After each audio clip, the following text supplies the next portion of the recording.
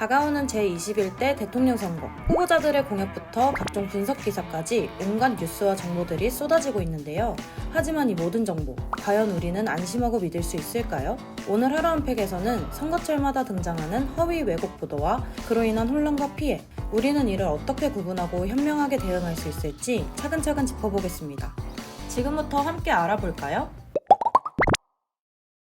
선거는 국민의 뜻을 모아 미래를 선택하는 소중한 과정인 만큼 올바른 정보에 기반한 현명한 판단이 중요하죠. 하지만 선거철이 되면 수많은 뉴스와 정보가 넘쳐나고 그 가운데는 거짓 정보와 조작된 콘텐츠도 섞여 있습니다. 특히 AI 기술을 이용한 딥페이크 영상이나 그럴싸하게 포장된 가짜뉴스가 큰 문제인데요. 특정 후보를 깎아내리거나 있지도 않은 사실을 퍼뜨려 유권자들을 혼란스럽게 만들죠.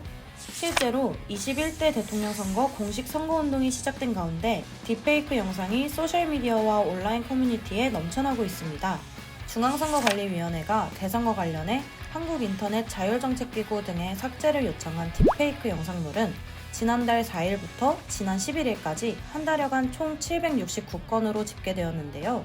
지난해 총선 기간 선관위가 삭제 요청한 딥페이크 영상물이 388건이라는 점을 감안하면 얼마 안 된 시점에 이미 삭제 요청 건수가 2배에 육박한 것이죠. 세계에서 가장 영향력 있는 나라 중 하나인 미국의 선거에서도 허위 정보가 큰 문제로 떠올랐었는데요. 2024년 미국 대선은 그 어느 때보다도 온라인상 가짜뉴스와 조작된 정보가 넘쳐났던 선거로 기록됐습니다. 미국 정부 당국은 이번 선거를 역대급 허위 정보의 홍수 속에 치러진 선거라고 평가했을 정도죠. 선거일을 불과 이틀 앞둔 시점, SNS 플랫폼 X에는 CNN 방송 속보처럼 보이는 한 이미지가 퍼졌습니다. 해리스가 텍사스에서 트럼프를 추월했다는 내용을 담고 있었는데요. 이 이미지는 완전히 조작된 이미지였습니다. CNN은 곧바로 공식 입장을 내고 해당 이미지는 가짜이며 방송을 통해 보도된 적이 없다고 밝혔습니다. 자세히 보면 조작티가 명확했지만 표면만 봐서는 쉽게 속을 수 있는 정교한 형태였죠. 표기된 투표 마감 시간도 실제와 다르고 그래픽 수치와 텍스트 내용도 서로 어긋나 있었습니다. 그럼에도 불구하고 이 이미지는 1000만 회 이상 조회되었습니다. 한 장의 가짜 이미지가 수백만 명에게 노출되고 이 정보가 실제로 선거에 영향을 줄 수 있다는 사실은 결코 가볍게 넘길 일이 아닌데요. 더 큰 문제는 이런 정보들이 신뢰할 수 있는 언론 형식을 모방해 진짜처럼 보이게 만든다는 점입니다.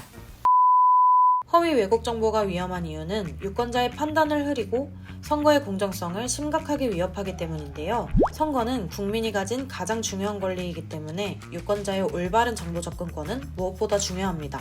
한 연구 결과에 따르면 유튜브의 알고리즘은 자극적인 콘텐츠를 추천하며 사회문화적 고정관념을 더욱 강화한다고 합니다. 즉, 시청자의 기존 인식이나 편견을 더욱 강화시켜 객관적인 판단을 방해할 수 있다는 것이죠. 이렇듯 유튜브를 비롯해 가짜뉴스는 국민의 올바른 정보 획득권을 침해하고 자유로운 의사결정을 방해합니다. 그리고 이는 곧 선거의 공정성을 왜곡하게 되는 것이죠. 언론중재위원회에서는 공정한 선거 보도를 위해 법정 기간 동안 선거기사 심의위원회를 설치, 운영하고 있는데요.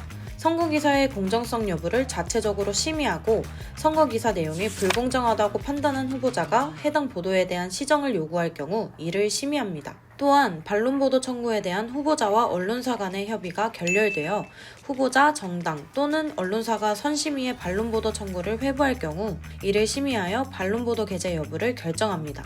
선심의에 접수된 시정 요구권이 심의 결과 불공정하다고 인정될 경우 정정보도문, 반론보도문, 경고결정문, 주의사실 게재, 경고, 주의, 권고 등의 결정을 내리는데요. 신청이 이유 없거나 부적법한 경우에는 기각이나 각하 결정이 내려질 수 있습니다. 지난 대선에서 주의사실 게재를 받은 심의 기준 위반의 대표 사례를 살펴보면 특정 후보자 관련 홍보물을 게재한 사례, 광고 제한 기준을 위반한 사례, 특정 후보자에게 유효불리한 칼럼 및 기고문을 단정적인 어조로 게재한 사례 등이 존재하는데요. 이러한 사례들은 공직선거법상 언론기관의 공정보도 의무 위반과 함께 선거기사 심의기준 위반에 따른 결정이 내려집니다. 이처럼 언론중재위원회는 유권자들이 최대한 정확하고 공정한 정보에 기반해 판단할 수 있도록 노력하고 있습니다. 그렇다면 우리는 어떻게 해야 허위 왜곡된 선거 보도에 휘둘리지 않고 정확한 정보를 바탕으로 판단할 수 있을까요? 첫째, 기사나 영상의 출처를 반드시 확인해야 합니다. 누가 만들었는지, 어느 언론사나 기관에서 나온 것인지, 출처를 먼저 살펴보는 것이 가장 중요하죠. 특히 이미지나 캡처 형태로 퍼지는 뉴스는 사실 여부를 더 꼼꼼히 확인해야 합니다. 둘째, 여론조사 보도를 볼 땐 조사 방식을 함께 살펴야 합니다. 조사 대상은 누구였는지, 표본수는 충분했는지, 조사 시점은 언제였는지에 따라 결과의 신뢰도는 달라집니다. 단순한 수치보다 그 수치가 어떻게 나왔는지를 보는 눈이 필요합니다. 셋째, 조금이라도 의심되는 정보는 중앙선거관리위원회 공식 사이트를 참고하는 것이 가장 정확합니다. 선거 일정, 후보자 정보, 선거법 관련 내용 등 공신력 있는 정보를 직접 확인할 수 있는 창구이기 때문입니다. 지금까지 선거철, 우리가 접하는 뉴스와 정보들 속에서 무엇을 믿고 어떻게 판단해야 하는지 함께 살펴보았는데요. 정보가 넘치는 시대인 만큼 정확한 정보를 선별하고 비판적인 안목으로 사실에 기반한 판단을 내리는 능력이 유권자에게 꼭 필요합니다. 허위 왜곡된 보도는 한 사람의 선택을 바꾸고 나아가 한 사회의 방향까지 흔들 수 있습니다. 그 과정에 흔들리지 않도록 정확한 정보 위에서 현명한 판단을 내리는 것이 가장 중요하겠습니다. 오늘은 여기까지. 여러분은 선거철 뉴스 어떻게 보고 계신가요? 이번 영상에 대한 생각 또는 하루 한 팩에서 다루어졌으면 하는 내용이 있다면 댓글로 알려주세요.